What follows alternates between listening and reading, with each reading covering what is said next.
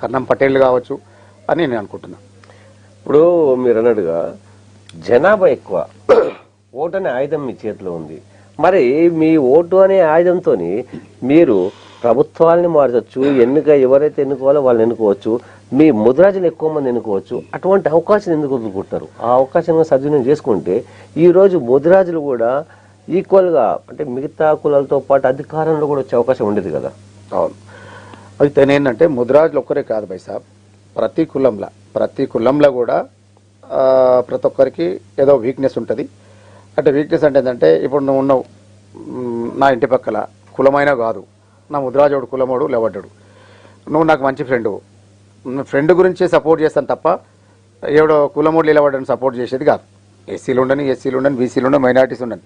అయితే అంతకుముందుకు ఏంటంటే ఎవరు వర్గానికి సంబంధించి వాళ్ళు విడిపోయారు.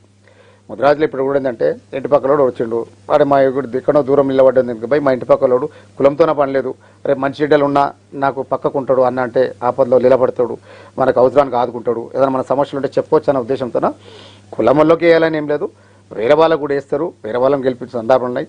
ఎస్సీలు ఉండని, బీసీలు ఉండని, అన్ని వర్గాలలో అన్ని కులాలలో కూడా అందరూ కూడా అందరికీ కులంలోకి వేయాలని ఏం లేదు, అన్ని వర్గాలకు సంబంధించి ఎవరి ఇష్టం బట్టి వాళ్ళు వేస్తుంటారు. కానీ ఇప్పుడున్న జనరేషన్లో ఖచ్చితంగా అన్ని కులాల వాళ్ళు ఏం చేస్తారంటే కులానికి సంబంధించిన ఒక టికెట్ ఇస్తే ఖచ్చితంగా ఆ కులానికి ఖచ్చితంగా ఒక 50 to 70% ఓట్లు వేసేందుకు ఇలా మొగ్గు చూపుతున్నారు అనుకుంటున్నాను.